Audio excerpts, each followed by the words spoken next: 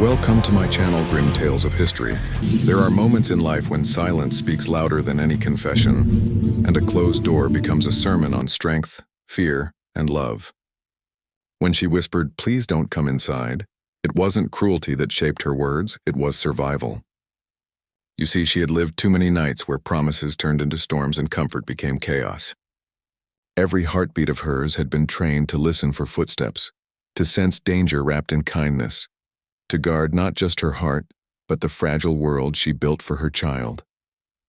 Her refusal wasn't a rejection of love, but a protection of peace, a peace she had bled to create. There was a time when she would have opened that door without hesitation, when hope still felt safe, when the warmth of another's presence didn't remind her of old wounds.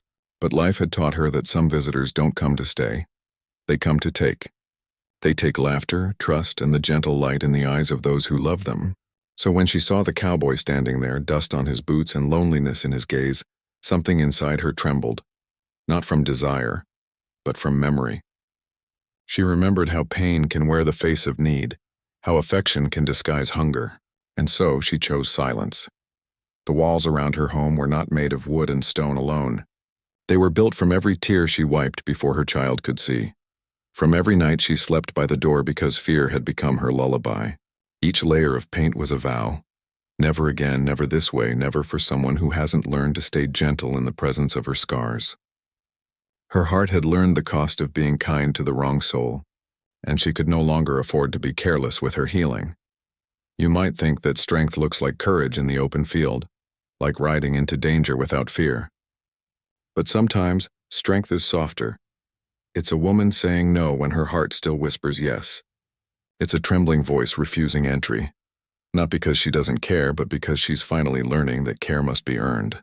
That lesson was not gifted to her. It was carved into her spirit through heartbreak, and now that door, that simple, fragile barrier, was her final line of defense against a world that had taken too much. The cowboy didn't understand. Men like him rarely do, at least not at first. He had walked miles with loneliness as his only companion, carrying guilt like a saddle he couldn't set down. To him, love was a place to rest, a warmth he had long been denied. So when she said, "Please don't come inside," he mistook it for cruelty. He couldn't see that behind her eyes lived 1,000 storms he hadn't weathered. He saw rejection where there was wisdom. He saw distance where there was mercy. Because sometimes mercy means not letting another broken soul crash into yours before either of you have learned to heal. Her pain had turned her into both the fortress and the prisoner. Every smile she offered was measured. Every act of kindness weighed against the memory of betrayal. And yet there was love still, deep, fierce, hidden beneath the layers of caution. She loved in ways that didn't need proof. She loved through sacrifice, through patience, through the quiet act of surviving another day. That's what most people never see. The mother who says no has often said yes too many times before, to abuse, to abandonment, to apologies that never became change. So when she tells the world to stay outside, she is not shutting life out. She is giving herself time to breathe without fear. The world often mistakes a woman's silence for coldness, but if you listen closely, her silence hums with stories of nights spent comforting a crying child alone, of dreams deferred for survival, of prayers whispered in the dark when there was no one left to call.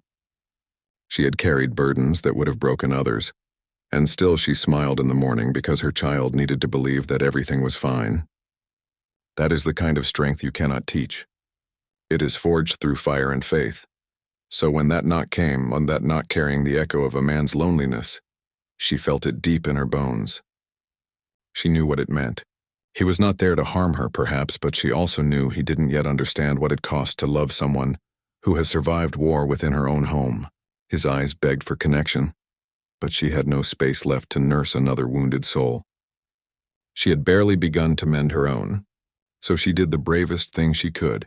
She kept the door closed, and yet in that moment something shifted, not in the air, but in the unseen realm of understanding. Because sometimes love begins not with a kiss or a promise, but with restraint. She could see the cowboy's pain, and still she didn't let it drown her compassion. She prayed silently that he would one day find peace, not in her home, but within himself. Her refusal became his reflection. And perhaps that was the first act of love either of them had known in years. A love that didn't take, didn't demand, didn't wound. In the quiet after he left, she stood by the window, watching the horizon swallow him whole. A strange ache filled her chest, not of loss but of release. Because she understood something profound. Not every knock is meant to be answered, and not every love is meant to be welcomed in. Some are meant to teach us the boundaries of our own hearts. Some are reminders that we have the right to say no without guilt. When she turned back toward her small, fragile home, she smiled faintly. It wasn't joy, not yet, but it was peace. The kind of peace that comes from knowing she had finally chosen herself. Her voice no longer trembled when she said no. Her hands no longer shook when she held her ground. And though the world might never understand, she knew that this quiet defiance, this sacred solitude, when it was her redemption. And maybe one day, when time softens her fears and life opens new doors, she will let someone in again, but not tonight. Tonight the door remains closed, and for the first time in years her heart feels safe behind it. He had spent most of his life believing that silence was strength, and that solitude was safety. The cowboy wore his loneliness like an old coat, weathered and familiar, one he never dared to take off because he no longer knew who he was beneath it. People in the town spoke of him with half-truths and rumors. Some called him mean, others called him cursed. But no one saw the quiet ache behind his eyes, the kind that builds slowly like rust until it eats through everything that was once good. His roughness wasn't born from cruelty. It came from disappointment, from too many years of giving without being understood, from dreams that had turned to dust long before he ever reached them. There was a time when he believed in gentleness. There was a time when he rode under open skies and thought that freedom meant never needing anyone. But the road is a harsh teacher, and the silence of wide fields can twist a man's heart. He had lost more than love. He had lost faith in people, in promises, in the idea that someone could see beyond his hardened exterior and still choose to stay. That's the kind of loneliness that doesn't just visit. It builds a home inside you. When he found her, the single mother who kept her door closed, something in him stirred that he hadn't felt in years. She was steady, quiet, unyielding in the way only those who have suffered and survived can be. He didn't understand it at first, but her presence reminded him of everything he'd once longed for, and everything he'd ruined. He saw in her not just beauty but sanctuary, and perhaps that's why his heart ached so fiercely when she told him, "Please don't come inside," because for the first time in years he wanted to. Not to conquer, not to take, but simply to belong. He didn't know how to speak softly anymore. Life had burned the tenderness out of his words. His voice carried the gravel of regret, and his gestures were clumsy, almost violent in their sincerity. Every time he tried to show kindness, it came out rough, like a storm trying to imitate a breeze. That's what loneliness does to a man. It makes him forget the language of love, the simple grammar of care. So when she flinched from his presence, when her eyes filled with caution instead of warmth, he mistook it for judgment. He didn't see that it was fear born of memory, not malice. He had been a wanderer for so long that the idea of being needed felt foreign. Every place he had ever stopped in had been temporary. Every face he had cared for had eventually turned away. Somewhere along the line, he convinced himself that it was easier to be mean than to be hurt. Easier to build walls than to risk being forgotten again. But when she looked at him, really looked at him, something inside cracked. For just a moment he wanted to be better than he was. That's the strange power of love. It doesn't always arrive to heal us, sometimes it comes to confront the truth we've been running from. He couldn't tell her that he was lonely. Not in words. Men like him don't confess. They show it in gestures. A hat held nervously in their hands, a long silence after a simple question. The way their eyes linger on a lighted window as if it were heaven itself. He stood outside her home that night, not because he wanted to invade her world, but because he no longer had one of his own. The road had taken everything, his laughter, his softness, even his faith that he could ever be loved again. And yet there she was, proof that goodness still existed, even if it was behind a door he couldn't open. There's a special kind of sorrow that comes from realizing that love might be near, but not meant for you. He felt that sorrow the way some men feel hunger, deep, constant, gnawing. But beneath that pain was something purer, a small ember of hope that maybe, just maybe, he could still be redeemed. The single mother didn't see it, but her ref. Love is not always an open door. Sometimes love is the quiet decision to keep it closed. It is not rejection, nor is it indifference. It is understanding that affection, without readiness, becomes destruction. When she told the cowboy, "Please, don't come inside," it was not a wall between them, but a mirror reflecting the truth of what love really is. People often confuse love with rescue, with possession, with the need to be near someone no matter the cost. But true love does not force its way through fear. It waits, it respects, it listens to silence without trying to fill it. In that moment, she wasn't just speaking to him.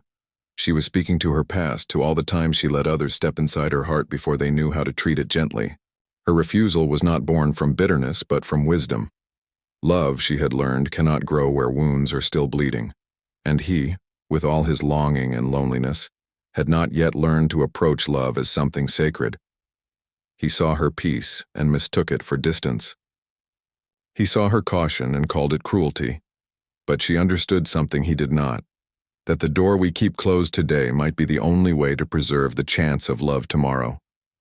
There was a time in her life when she believed that love could fix anyone. She believed that if she just gave enough, forgave enough, or stayed long enough, she could soften even the hardest soul. But the truth came to her slowly, like dawn breaking after too many endless nights. Love cannot heal those who refuse to stop hurting. It cannot bloom in hearts that have not learned gentleness. And so she stopped offering herself as a remedy for other people's pain. She stopped confusing compassion with surrender. Because real love does not require you to lose yourself. It asks you to remember who you are, even when someone else is reaching for you. He stood outside that night thinking her silence was cruelty. He wanted her to open the door, to see him, to believe that somewhere beneath his roughness, there was still goodness left. And perhaps there was. But love is not charity. It is responsibility. It is not about saving the broken, but about standing beside those who are learning to heal. And she had already carried enough weight for two souls. Her refusal was not a punishment for his pain, but a declaration that she would no longer carry what was never hers to bear. The world teaches us that to love is to give endlessly, to sacrifice without limit. But that is not love. That is exhaustion dressed in virtue. Real love does not empty us. It grounds us. It does not demand entry where it has not been invited. It respects the space where healing takes place. The cowboy could not yet understand that kind of love. He thought passion meant persistence, that longing justified intrusion. But love, real love, is quieter. It does not knock until the heart is ready to open. It does not ask for proof, only patience. She saw the longing in his eyes, but she also saw the restlessness behind it, the hunger to be seen without the willingness to change. She knew that if she opened that door, she would lose the fragile peace she had built, the calm she had fought so hard to earn. She could not let his loneliness become her burden.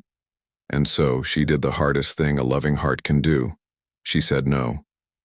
She said it softly, but she meant it completely. That was her act of love, both to him and to herself, because love without boundaries becomes ruin. It becomes a storm disguised as comfort. It consumes what it was meant to protect. She had learned that boundaries are not walls to keep love out, but fences to keep it sacred. When she said no, she was saying, not yet. When she said, please don't come inside, she was saying, find yourself first. For love to last, both hearts must be ready to meet in truth, not in desperation. The cowboy, though he did not know it then, needed that moment more than he needed her embrace. Her boundary became his awakening. For the first time, he was confronted with love that did not yield, affection that did not bend to his will. It was a kind of purity he had never met, a love that would rather wait than wound. And though it stung, though it made him feel smaller than he ever had before, somewhere deep within, he began to understand. He realized that being wanted is not the same as being worthy, and that to be truly loved he would have to unlearn the ways he had been living. Inside the house, she sat in silence after he left. The quiet felt heavy, but it was not empty. It was filled with prayer, not for him to return, but for him to heal. She didn't hate him. She pitied the pain he carried, the way it had twisted the kindness in him into something unrecognizable. She wished him peace, but she would not sacrifice her own for it. That was her victory, to feel compassion without surrender. Love, in its truest form, is not a fever or a fire. It is discipline. It is the choice to care without consuming, to desire without demanding. The world will tell you that great love is reckless, but that is a lie. Great love is patient. It is gentle enough to wait until both souls can meet as equals without fear or need. And until that day comes, love must sometimes remain outside the door. So when she said, "Please don't come inside," she was not denying love, she was defining it. She was teaching him, and perhaps even herself, that the greatest proof of love is not how tightly we hold on, but how tenderly we let go. Love is not an invitation to lose yourself. It is a vow to honor the sacred ground of another's healing. And if someday the cowboy returns, softer, wiser, humble enough to stand without demanding, maybe then the door will open. But even if it never does, the moment will have served its purpose. It will have shown him what real love looks like, strong enough to resist, pure enough to wait, and merciful enough to walk away. Redemption rarely arrives with fanfare. It comes quietly, often in the spaces where pain once lived, in the pauses between what we wanted and what we were ready for. For the cowboy and the single mother, redemption was not a sudden miracle, but a slow, fragile awakening, the kind that begins when two wounded souls stop trying to save each other and start learning to understand. For her, healing meant trusting again, not in others, but in her own strength. For him, it meant unlearning everything he thought love was supposed to be, that it wasn't control, or rescue, or pity, but patience, humility, and grace. When he left her doorstep that night, he didn't ride into anger. He rode into silence, the kind that makes a man face himself. The wind pressed against him like truth, and for the first time, he didn't run from it. He realized that all his life he had mistaken solitude for peace and meanness for protection. He had built his identity on being untouchable because being touched once meant being hurt, but her refusal had shaken something deep within him. It wasn't her words that changed him. It was the way she said them, without malice, without fear, only with quiet strength. That kind of love, the kind that does not bend but does not break, demands a man to look at himself with honesty. He began to remember the boy he once was, the one who used to dream, who used to laugh without needing to hide it behind pride. Somewhere along the road, life had hardened him, layer by layer, until he no longer recognized that gentleness could be strength. Her no became the first thing in years that didn't feel like rejection. It felt like truth, and truth, when faced with humility, becomes redemption's first step. Meanwhile, inside that small house, she stood by the window, watching the horizon swallow the night. Her heart was still trembling, not from fear but from release. She had spent so long waiting for someone to understand that love was not about rescuing her from loneliness, but respecting her peace. For the first time, she had chosen to protect her healing instead of sacrificing it. And though the silence hurt, it was a holy kind of hurt. The kind that comes when you finally learn to love yourself enough to stop bleeding for others. Days turned into weeks, and the world moved on as it always does. But for both of them, something lingered, not a longing but an understanding. She continued to live, raising her child, tending to her small world with quiet pride. Her heart no longer carried the constant ache of fear. She had learned that she didn't need to be saved, she only needed to be seen. And he, somewhere across the plains, began to soften in ways he didn't expect. He found himself speaking more kindly to strangers, lingering longer when others spoke, listening instead of defending. It was as if her strength had left an imprint on his soul. Love had not united them, but it had changed them. That is the paradox of redemption. It doesn't always bring people together. Sometimes it teaches them how to walk their own paths with grace. He learned that love's truest form is not ownership but understanding. It asks for nothing it has not earned. It demands no surrender, no intrusion, only the courage to meet another's heart as an equal. That realization became his quiet salvation. In the stillness of his travels, he began to pray again, not for her love, but for her happiness. That was the final proof of his transformation. He no longer wanted to possess her. He wanted her to remain whole. And that kind of letting go, that kind of release is the heart of redemption itself. Because love that insists on staying can become a prison, but love that blesses from afar becomes freedom. There were nights when he would camp beneath the stars and remember her words, the soft tremor in her voice when she said, "Please don't come inside." He used to hear those words as a wound. Now he heard them as a prayer, a request for both of them to grow before meeting love again. He realized that her strength had been her,